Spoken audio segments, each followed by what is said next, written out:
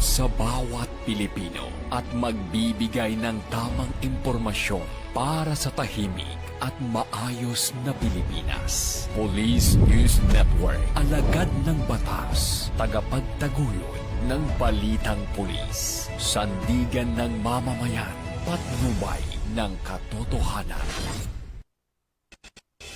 La Campo Crame, maghahatid ng pinakahuling kaganapan at nagbabagang balita. Ito ang PNN Police News Network.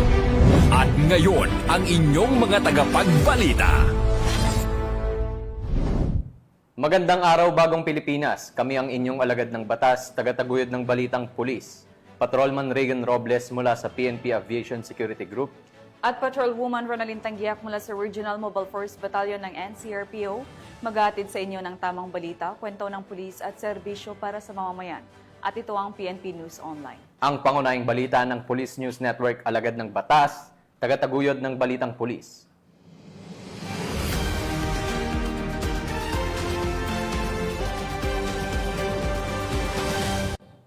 Narito ang mga balitang dapat niyong abangan.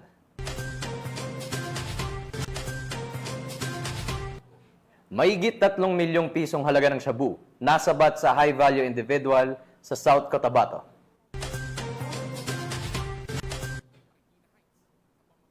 Tawag sa 911, nauwi sa matinding operasyon, Pasig Police, nasabat ang malaking halaga ng shabu.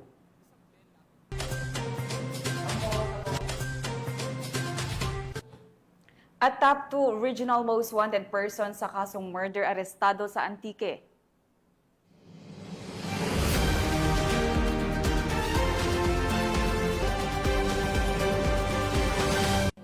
Narito ang mga balitang hatid ng ating PNN correspondents mula sa iba't ibang panig ng bansa.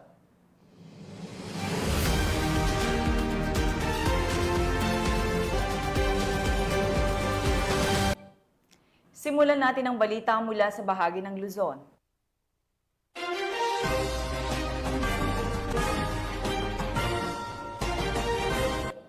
Dalawang suspect ang arestado habang malaking halaga nang iniinalang shabu ang nasamsam matapos ang isang tawag sa PNP Emergency Hotline 911 na agad tinugunan ng Pasig City Police.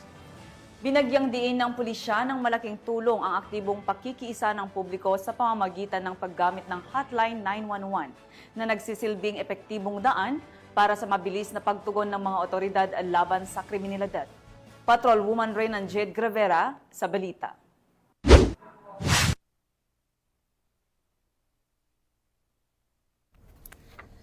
Nito lamang August 25, 2025, bandang 4:20 ng hapon, naaresto ang isang lalaki na sangkot sa kaso ng pagnanakaw sa Marikina City. Ayon sa inisyal na investigasyon, August 24, 2025, bandang 8:45 ng gabi, pinasok ng sospek ang isang establishmento sa barangay Marikina Heights sa pamamagitan ng pagbutas sa bubong at kisame ng naturang gusali. Nakuha nito ang cash na 22,800 pesos, isang Dell Latitude laptop na may halaga na 40,000 pesos, 3 company cellphones, isang Samsung A55 na nagkakahalaga ng 22,800 pesos, Samsung A05 na nagkakahalaga ng 12,597 pesos, Samsung A13 na may halagang 10,000 pesos at isang minipan na may halagang 800 pesos. Isang concerned citizen ang nag-report sa mga pulis tungkol sa naturang pagnanakaw at sa loob lamang ng 5 minuto ay agarang nakarating ang kapulisan at mga barangay tanod sa pinangyarihan ng insidente. Sa tulong ng backtracking ng CCTV footage ay nalaman ang pagkakakilanlan ng suspect na si alias Junel at natunton ang tirahan nito na nagbunga ng kanyang pagkakaaresto. Ang Samsung A13 na nagkakahalaga ng 10,000 pesos ay ang tanging na-recover mula sa suspect habang hindi pa nahahanap ang ibang mga ninakaw na gamit. Si alias Junel ay naharap ngayon sa kasong robbery with force upon things at kasalukuyang nasa custodial facility ng Marikina City Police Station. Pagos po din ang kapisa ng Marikina City. Mabilis agarang action naman po yung ginawa ng ating kapisa. Kasi nung nag-report yung tawag sa barangay, then pagbalik ng tao ko galing sa barangay, may assistant na po agad ng barangay police. Then pagdating po sa sinaktakay, yung pina-check yung CCTV para kung makakilala niya yung suspect. Kaya po, natakit din agad siya kasi nakilala po nila na which is ginagawa nila dito. Thank you po sa ating kapulisan na ginagawa po nila kanila po. Mula dito sa Eastern Police District, ako ang inyong PNN correspondent, Patrolman Reynan Jade Gravera, alagad ng batas, tagataguyod ng Balitang Pulis.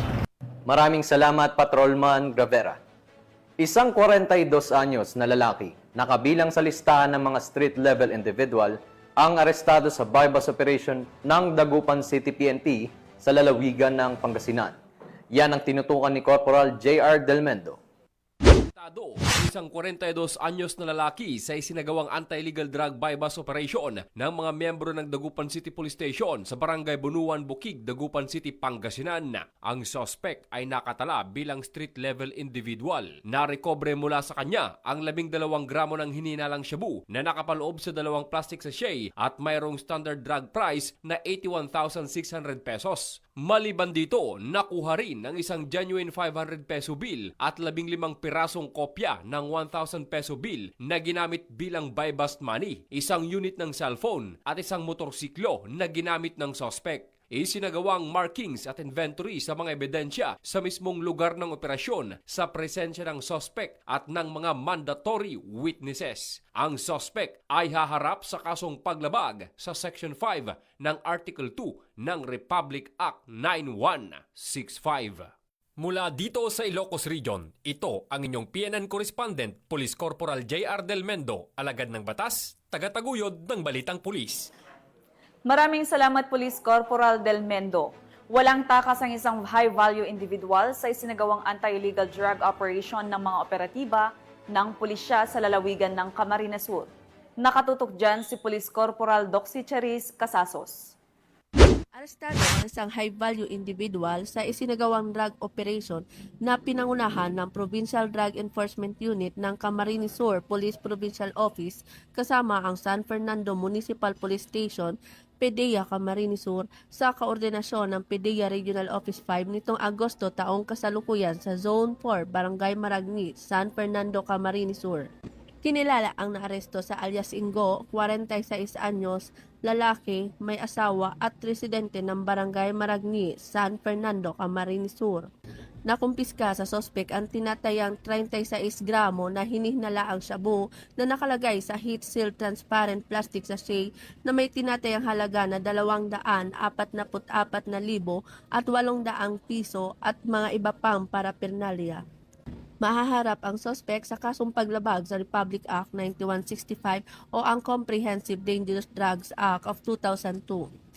Ang PNP Bicol katuwang ang mga kaagapay na ahensya na magpapatuloy ang pinaigting na kampanya kontra iligal na droga upang matiyak ang kaligtasan at kapakanan ng mga mamamayan sa rehiyon.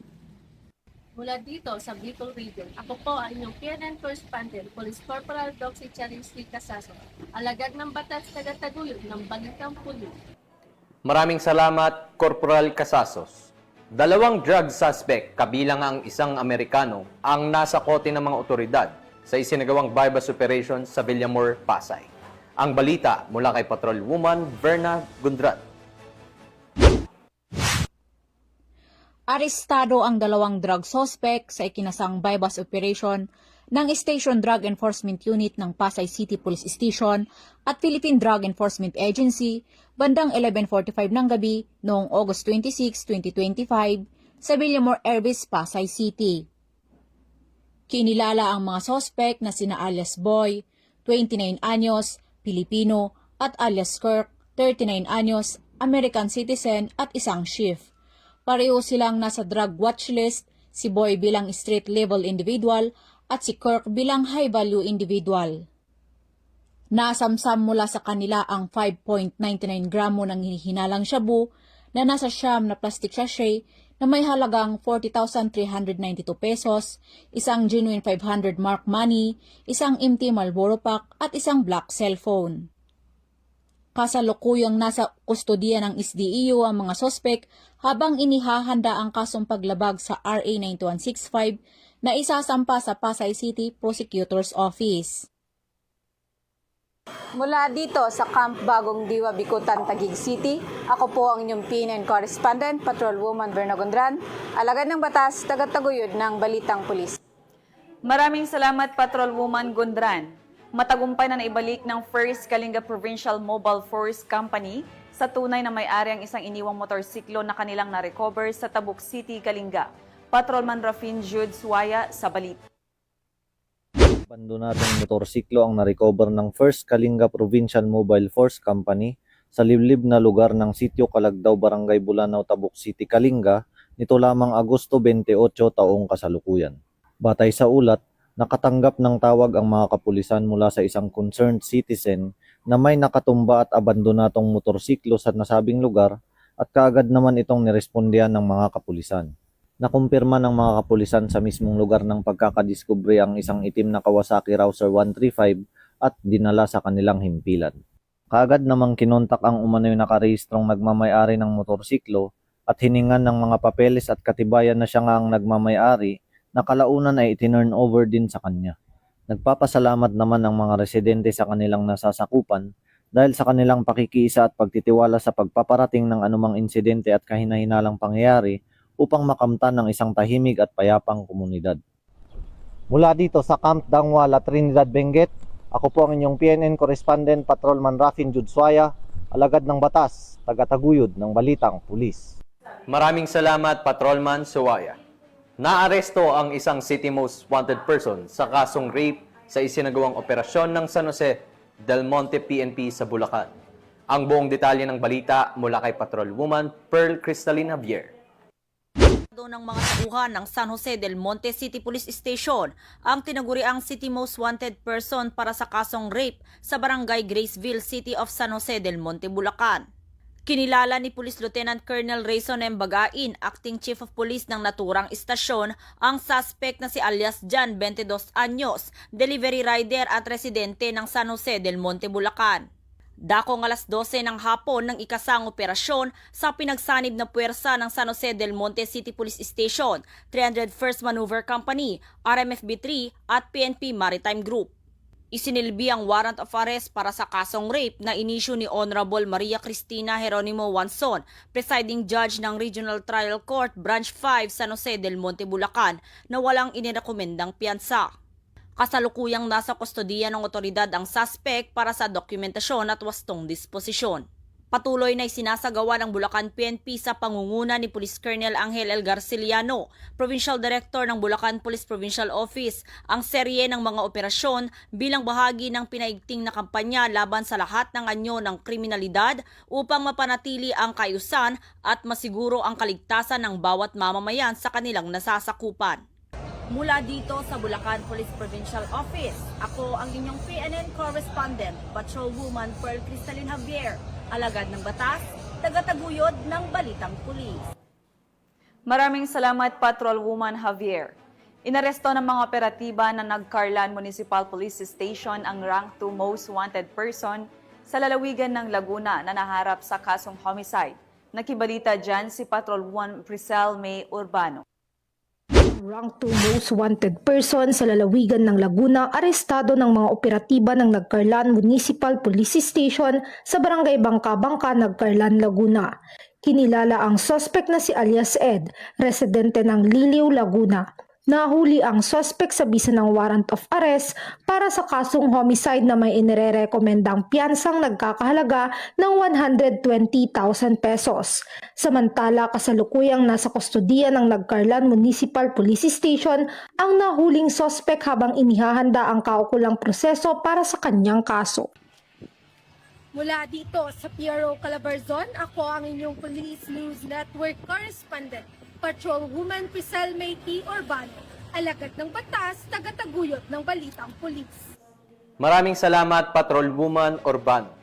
Sa patuloy na pagbibigay ng kaalaman sa tamang paggamit ng ating mga kakalsadahan at mga batas na pinapatupad dito, isang Road Safety Education Seminar ang isinagawa ng PNP Highway Patrol Group sa Barangay Tinigibian, Puerto Princesa, Palawan.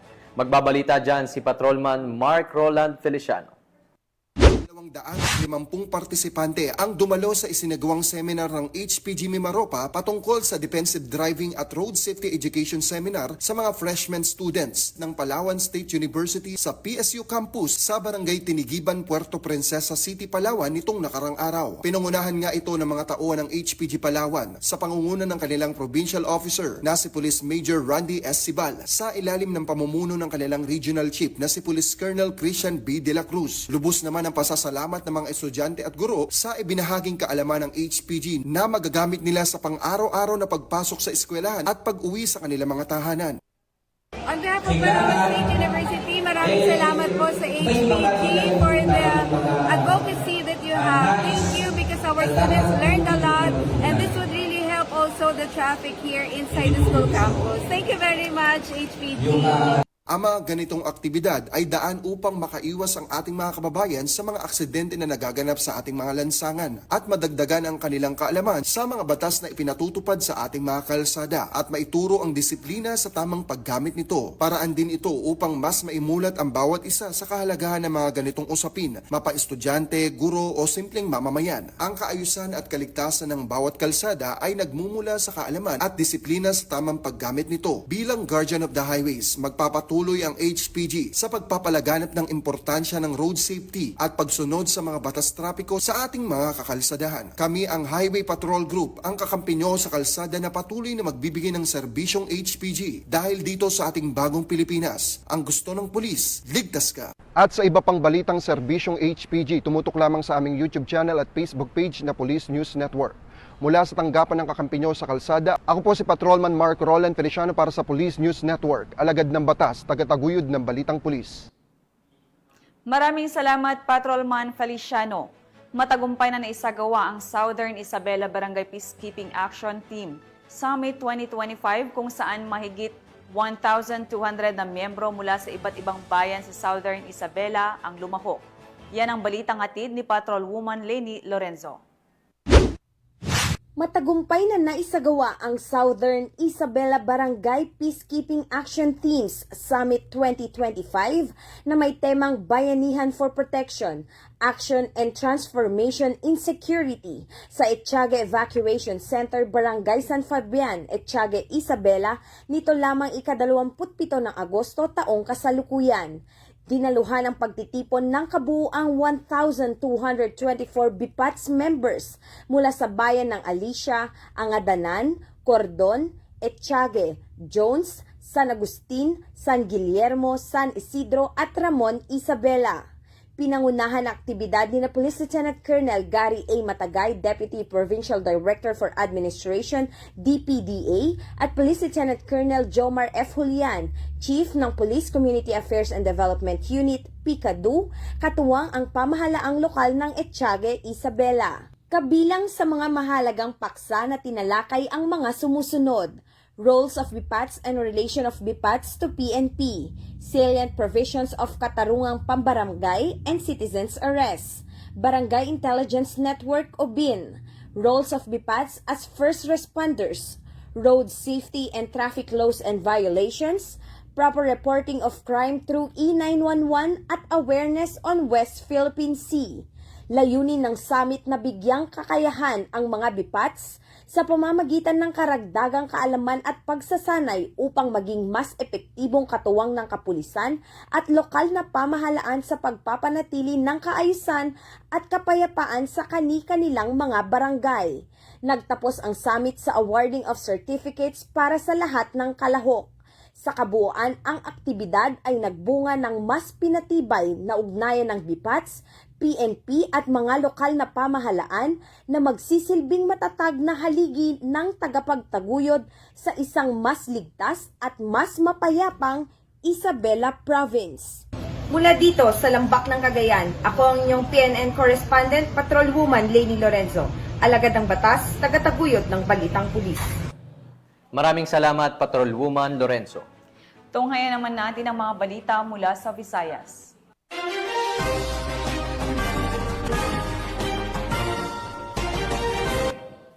Tinatayang mahigit kalahating milyong pisong halaga ng hinihinalang shabu ang nasamsam ng kapulisan sa ikinasang operasyon sa Barangay La Paz, Iloilo City. Patuloy naman ang kampanya ng PNP laban sa iligal na droga at nananawagan sa publiko na makipagtulungan upang mapanatili ang kapayapaan at kaayusan sa lungsod. Nakatutok dyan si Patrolwoman Lynette Sablon. Arestado ang isang lalaki sa isinagawang buy-bust operation ng Station Drug Enforcement Team ng Iloilo City Police Station 2 sa ilalim na pamumuno ni Police Captain Jeffrey Delgado, officer in charge ng ICPS 2 sa Zone 4 Barangay Kaingin, La Paz, Iloilo City. Dito lamang 28 ng Agosto taong kasalukuyan. Kinilala ang suspect na si alias Aching, 32 taong gulang, isang construction worker, may asawa at 2 anak at residente ng naturang lugar. Nabili kay alias Toto Aching ang isang sachet na inihinalang shabu gamit ang 3,100 pesos na buy-bust money. Na-recover din mula sa suspect ang 6 pagsashay na inihinalang shabu na nakalagay sa isang black plastic box, isinilid sa maliit na brown envelope at nakabalot ng face mask na kulay itim. Tinataya nga abot sa himigit kumulang 75 gramo ang ubuang bigat na nasamsam na iligal na droga na may halagang tinatayang 510,000 pesos base sa standard drug price. Kasalukuyan na sa kustudiya ng ICPS 2 ang suspect para sa dokumentasyon at naharap sa kasong paglabag sa Republic Act 9165 o ang Comprehensive Dangerous Drugs Act of 2002. Patuloy na ipinapakita ng PNP ang kanilang dedikasyon sa paglaban sa iligal na droga para sa kapayapaan at seguridad ng bawat mamamayan. Mula rito sa Western Visayas, ako ang PNN correspondent, Patrolwoman Lynette Sablon, alagad ng batas, tagataguyod ng Balitang Pulis. Maraming salamat, Patrolwoman Sablon. Huli ngayon ng mga operatiba ng PNP Special Action Force at Criminal Investigation and Detection Group ang nakatalang top 2 regional level most wanted person sa kasong murder sa Barangay San Jose, Antique. Narito ang report ni Corporal Marcelino Termenes. Arestado ang isang kilalang suspect na si alias Dennis na number 9 regional level most wanted person ng Pro 13 para sa third quarter ng 2025 sa isinagawang joint operation ng 15th Special Action Company, 1st Special Action Battalion ng PNP SAF katuwang ang Criminal Investigation and Detection Group, Surigao del Sur Provincial Field Unit na nagsilbing lead unit at iba pang sangay ng PNP sa Barangay Mangagoy, Bislig City, Surigao del Sur. Ang pag-aresto ay sinagawa batay sa warrant of arrest na may criminal case number 25-2026 para sa kasong robbery with homicide na inilabas ng RTC Branch 55 10th Judicial Region, Trento, Agusan del Sur noong June 26, 2025. Kasalukuyang nasa kustodiya ng CIDG Surigao del Sur PFU ang naarestong suspect para sa kaukulang dokumentasyon at disposisyon. At mula dito sa headquarters sa Fort Santo Domingo, Santa Rosa City, Laguna, ang tahanan ng inyong tagaligtas. Ako ang inyong PNN correspondent, Police Corporal Marcelino Termenes, alagad ng batas, tagataguyod ng Balitang Pulis. Maraming salamat, Police Corporal Termenes. Walang kawala sa batas ang isang menor de edad matapos mahulihan ng mahigit 400,000 pisong halaga ng hinihilalang shabu sa ikinasang operasyon ng kapulisan sa lungsod na ito. Yan ang tinutukan ni Patrolwoman Annalyn Canoog. Higit 400k na halaga na ininalang shabu mula sa isang minor de edad sa nilunsad na buy-bust operation sa Ludo Cemetery, Barangay Careta, Cebu City nito lamang Miyerkules, ika-27 ng Agosto sa taong kasalukuyan. Kinilala ni Police Colonel Enrico Figueroa, Acting City Director ng Cebu City Police Office ang suspect na si alias Aking, 15 taong gulang, residente ng Sitio Kalapukan, Barangay Careta, Cebu City. Dakong alas 3:20 ng hapon na magsagawa ng buy-bust operation ng mga partiba na kung saan naaresto ang nasabing suspect. Nakuha mula sa suspect ang 11 pakete na hinalang shabu na aabot sa 65 na gramo at may standard drug price sa 442,000 pesos. Itim na bag na ginamit bilang lagay ng mga illegal na droga at buy-bust money. Agad nilala ang suspect sa Cebu City Police Office Custodial Facility para sa dokumentasyon at tamang disposisyon. Patuloy ang maigting na kampanya ng kapulisan laban sa illegal na droga bilang bahagi ng advokasya para sa saligtas at maayos na pamayanan sa ilalim ng bagong Pilipinas. Mula dito sa Cebu City, ako yung PNN correspondent, Patrolwoman Annalyn N. Canoog, alagad ng batas, tagataguyod ng Balitang Pulis. Maraming salamat, Patrolwoman Canoog. Arestado ng mga otoridad ang top 5 city most wanted person na sangkot umano sa illegal na droga sa isinagawang operasyon sa Barangay 25 Paterno Extension, Tacloban City. Patrolwoman Camberley Flores, ibalita mo.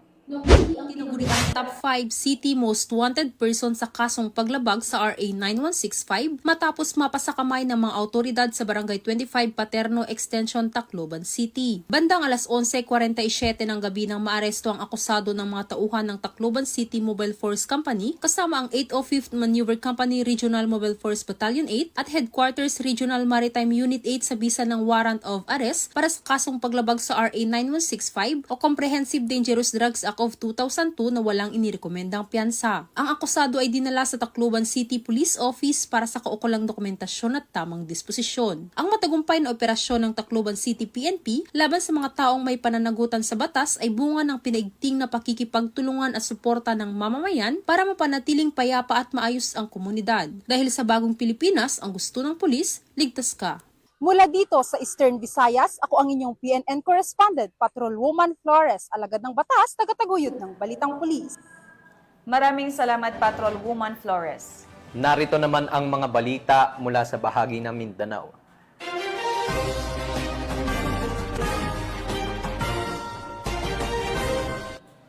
Nasukol ng mga otoridad ang isang high-value individual na umano'y sangkot sa malakihang kalakalan ng ilegal na droga sa isang ikinasang bypass operation sa Polomolok, South Cotabato.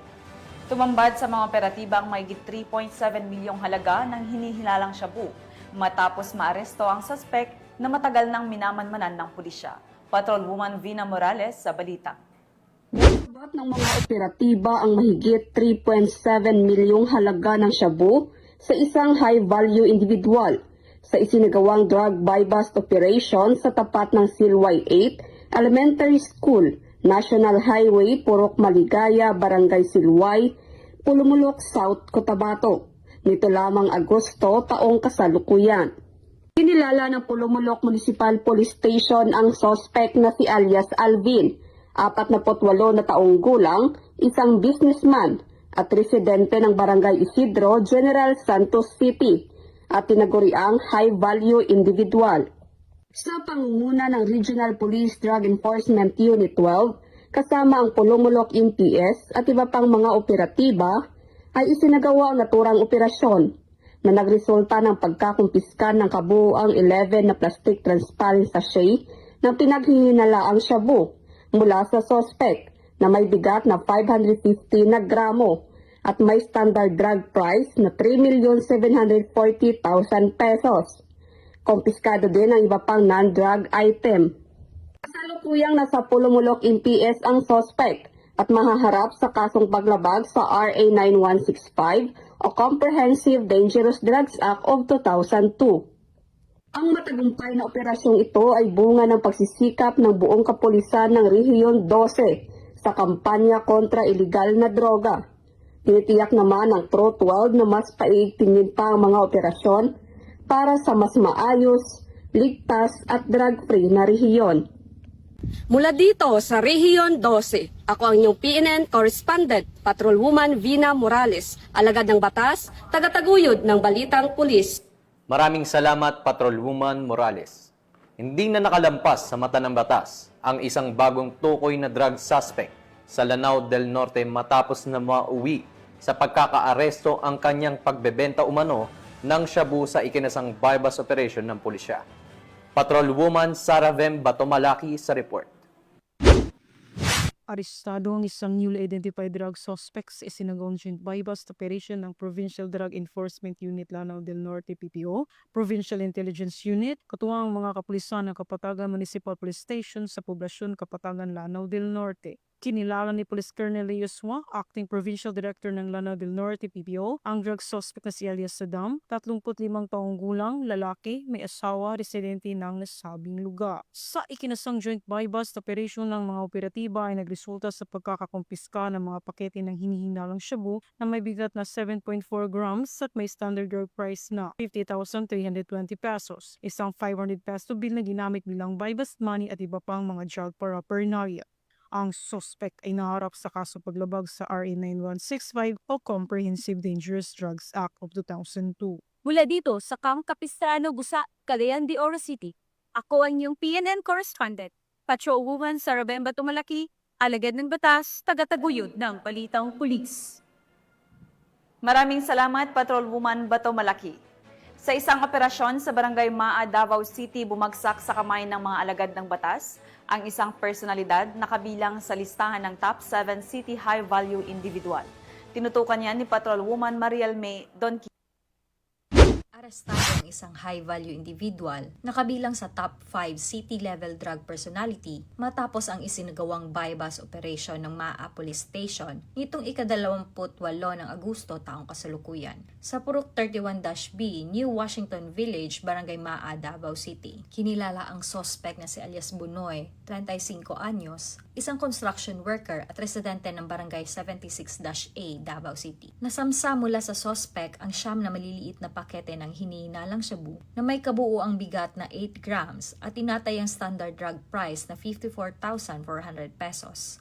Bukod dito, nakumpiska rin ang isang unit ng kalibre 38 na baril at iba pang ebidensya. Naharap ngayon ang suspect sa kasong paglabag sa Republic Act 9165 o ang Comprehensive Dangerous Drugs Act of 2002 at Republic Act 10591 o ang Comprehensive Firearms and Ammunition Regulation Act. Ayon sa Maa Police Station, ang pagkakaaresto sa isa sa mga pangunahing high-value targets ng lungsod ay patunay na walang humpay na kampanya ng kapulisan laban sa iligal na droga at krimen. Dagdag pa nila, ang matagumpay na operasyon ay nagpapakita na patuloy na dedikasyon ng mga otoridad sa pagpapanatili ng kaayusan at kapayapaan para sa ikauunlad ng komunidad. Mula dito sa Rayon 11, ako ang inyong PN correspondent, Patrolwoman Mariel May Don. Alagad ng batas, taga-taguyod ng balitang pulis. Maraming salamat, Patrolwoman Don Kilap. At yan ang mga balitang nakalap ng ating PNN correspondents mula Luzon, Visayas at Mindanao. Sa ngalan ng pamunuan ng Philippine National Police, sa pangunguna ni Acting Chief PNP Police Lieutenant General Jose Melencio Nartates Jr. at sa pamumuno ni President Ferdinand Bongbong Marcos Jr., kami ay maglilingkod sa bawat Pilipino at magbibigay ng tama at balansing balita.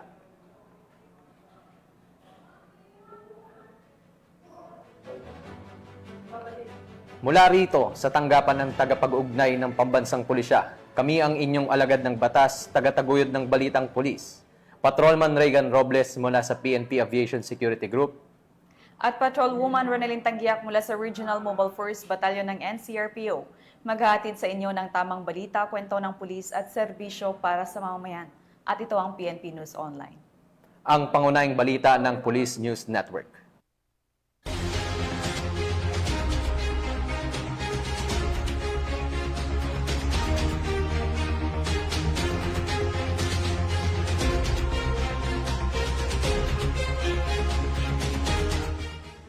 Police News Network, alagad ng batas, tagapagtaguyod ng balitang pulis.